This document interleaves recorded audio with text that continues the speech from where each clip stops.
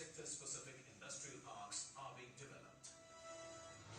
Blessed with natural resources, fertile land and perennial rivers, the state offers tremendous opportunities in agro, food processing, dairy and textiles manufacturing sectors. With 96 lakh MSMEs, Uttar Pradesh is Digital India's biggest hub of mobile manufacturing, an emerging data center hub, pharma and educational hub. UP में जिस प्रकार कानून व्यवस्था की स्थिति सुधरी है, उसे व्यापारियों का भरोसा लौटा है, बिजनेस के लिए सही माहौल बना है।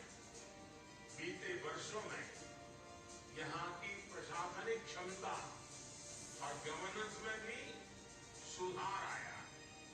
Inspired by PM's Vocal for Local movement, UP is high on promoting indigenous products under One District, One Product project. Our defense corridor is helping India become Atmanirbhar in the defense sector. The state is a haven for cultural, spiritual and ecotourism businesses too.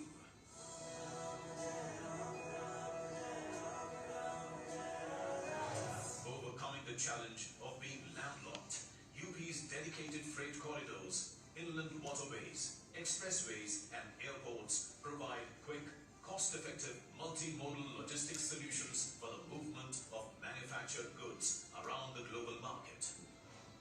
World-class, power-rich infrastructure with 9 operational and 10 upcoming airports, 4-lane interstate highways and the futuristic rapid rail transport system shall make every nook and corner of the state easily accessible for the world, thus opening up entire state for investment, including the Purvanchal and Bundelkhand areas. To ensure an investor-friendly ecosystem based on transparency and trust, the government of Uttar Pradesh has come up with Invest UP 2.0, a comprehensive investor services framework under which a single-window MOU monitoring portal, Nivesh Sarathi, has been developed to provide one-stop solutions for investors. Employment Promotion Policy 2022 and more than 25 sectoral policies to attract investments in various focus sectors.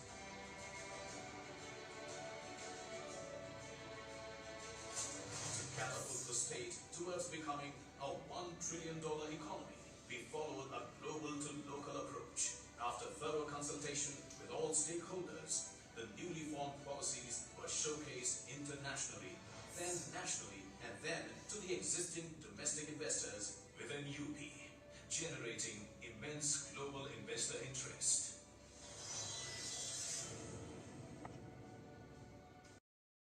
Academia, think tanks and leaders from across the globe to collectively explore business opportunities and forge global investment ties in Uttar Pradesh.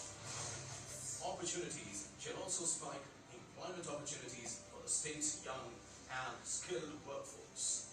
As India enters its Amrit Kaal, the golden period of independence, the government of Uttar Pradesh, under the guidance of our Honorable Prime Minister Shri Narendra Modi, ensures you all of the most conducive business environment and a vibrant ecosystem for sustainable growth that shall play a pivotal role in India's journey to become a $5 trillion economy. Come aboard on our global takeoff to become the most favored business destination.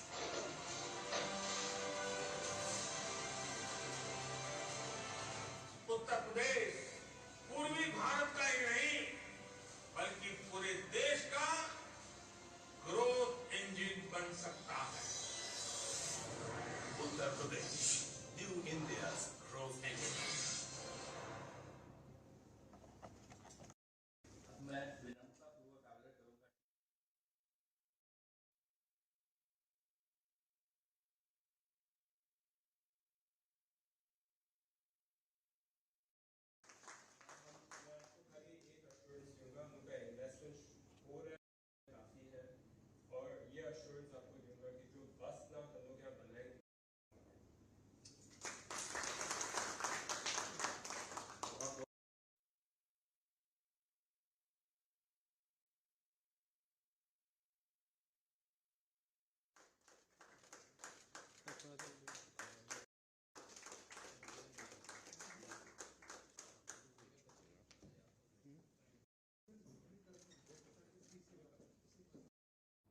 प्रदेश के औद्योगिक विकास के मंत्री श्री नंद गोपाल गुप्ता नंदी जी,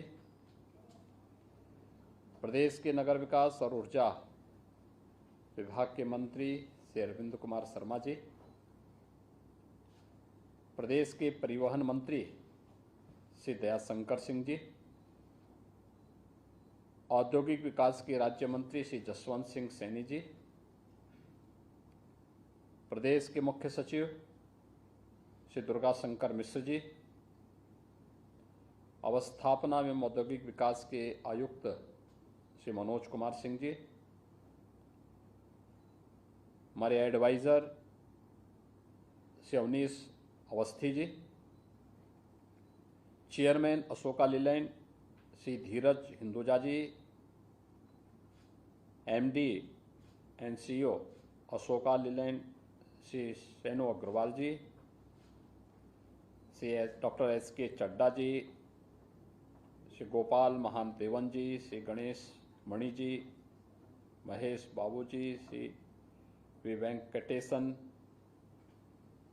हमारे नगर विकास, परिवहन विभाग और औद्योगिक विकास के प्रमुख सचिव तथा अन्य अधिकारीगण, अभी उत्तर प्रदेश सरकार और अशोका लीलैंड के बीच में एक महत्वपूर्ण एमओयू साइन हुआ है। मैं इस अवसर पर उत्तर प्रदेश में भविष्य के एक नए क्षेत्र के लिए इस एमओयू साइन करने के लिए हिंदुजा ग्रुप को हृदय से अभिनंदन करते हुए धन्यवाद देता हूं। आप सब जानते हैं कि उत्तर प्रदेश भारत की आबादी का सबसे बड़ा राज्य है। 25 करोड़ की आबादी अपने स्वयं के राज्य की और नेबर स्टेट की जो जनता उत्तर प्रदेश में अपने व्यापार और रोजगार के लिए निर्भर करती है, कुल 30 करोड़ की आबादी का एक बड़ा श्रम और उपभोक्ता बाजार उत्तर प्रदेश के पास है।